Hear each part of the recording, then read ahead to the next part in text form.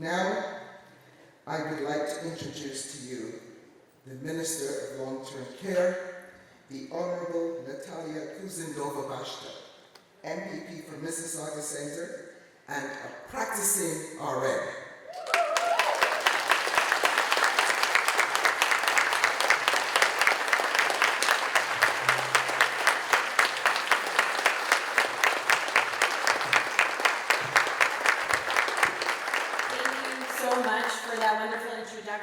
Hello, bonjour. It is so wonderful to be here with so many nurses, nurse practitioners, registered practical nurses, and nursing students as well, I hope. Do we have some nursing students in the room?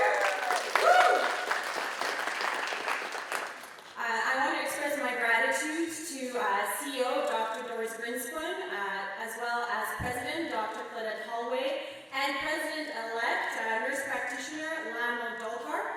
And of course, it's wonderful to be amongst some other Mississauga gals. Of course, we have the Secretary of Cabinet, Michelle D'Emmanuel, as well as colleagues from the Legislative Assembly. It's really great to see all parties represented here tonight.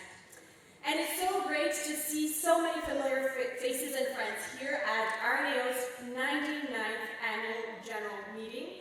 I want to give a special shout out to my chapter. I am still a member every single year. I pay my fees, because it's important, and RNAO gives so much to its membership, and so every single year I continue to be a member of RNAO. So Mississauga Brampton chapter, big shout out. I see many of you here. So I want to start by a personal anecdote. So as I walked into this room, I remembered, it would have been probably maybe 8 or 9 years ago when I came here with the then PC Party health critic was Jeff Urich at the time, and I was just a staffer, and I was, not just a staffer, I was staffed actually incredible work. But I was, a nursing student at the time. I was very shy, but I was getting to know the powerful and the incredible organization that RNAO is. And after that, I signed up to be actually an RNAO student placement member. And it's a true story, and Doris can attest to this, that the very first time I came to Queen's Park was actually with Doris Grinspoon as an RNAO student. That's true. And you know what? I fell in love with it. I fell in love with Queen's Park, but above all, I fell in love with the incredible advocacy work that nurses do. And our motto is speaking out for nursing, speaking out for health. And as a healthcare provider, I truly believe that health should be considered in every single government policy. And so the incredible work that you all do with your Queen's Park on the road, with coming to talk to MPPs every single year, you come to talk to MPPs on key priority areas for nursing. That's important work, because not everyone is an expert in healthcare, but the decisions that governments and MPPs make impact everybody. And what I've learned over the last 6 years as an MPP, that there's nothing more important to Ontarians than their health. Other files are very important, but once people lose their health, they lose everything. And so it's so critically important that governments do everything to be nimble, to be flexible, and to ensure that we have good healthcare for all residents, and to ensure that all Ontarians have access to healthcare. And so as a registered nurse, I am so proud to be part of a government that is looking out for our most vulnerable. And after years of neglect, finally fixing long-term care for our seniors. It won't be easy, and two weeks ago when I was nominated to be Minister of Long-Term Care, it was on a Thursday, I woke up on a Saturday and I looked at my phone. There was a Toronto Star article, and it was saying that a Toronto nursing home will be closing soon. And what will we do? Where will we relocate those seniors? And then it dawned on me, Natalia, this is your problem from now on. So that was a realization. And so as I go through my briefings, I realize all the challenges that lay ahead. But I'm comforted in the fact that I have incredible leaders and experts, many of you in this room, that will guide me, as you have in the past. Doris never hesitates to call to give me good recommendations and good feedback.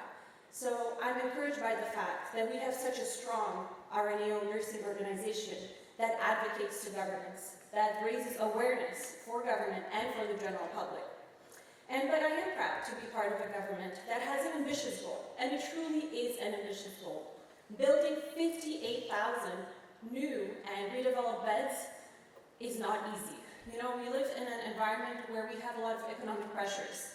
And so, especially when it comes to the capital front, building, construction costs have gone up throughout COVID, etc. But we will be working towards this very, very ambitious goal because our seniors deserve it. And Mahatma Gandhi once said that the measure of any society is how it takes care of its most vulnerable.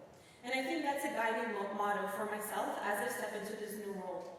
Because our seniors have built this province, have built this country. They have paid their taxes. They have saved every penny to afford a home.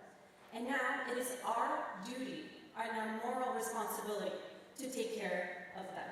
And so that is why each and every day as I wake up and as I work as the Minister of Long-Term Care, I will keep that in mind to ensure that our most vulnerable seniors have the quality of care that they deserve.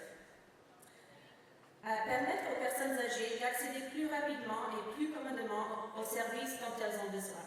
Améliorer la qualité en renforçant la responsabilité, l'application et la transparence. Et améliorer les soins en augmentant considérablement les effectifs.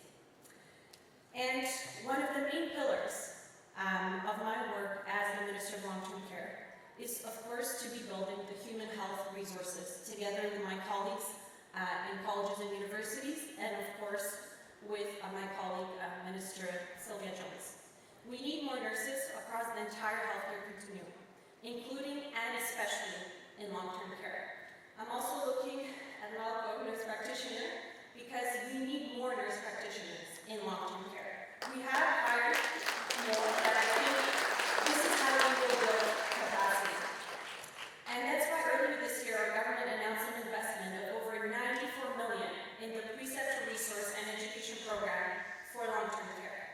And the program has already helped 500 long-term care homes provide clinical placements for over 17,000 nurses and personal support worker students. And with this new investment, the program looks to train more than 3,000 new preceptors and support 31,000 new clinical placements by 2027. And so there will be many, many more initiatives. And I really look forward to working with all of you. I have an open door policy. Doris has my number. She's never tried to use it or to use the Premier's number as well, only been all the time. And so I invite you to call me. Let's go for a coffee. Let's go for lunch. Let's talk about nursing. Let's talk about long-term care. And I know together we can build the best quality care system for our wonderful seniors. Thank you. Merci beaucoup.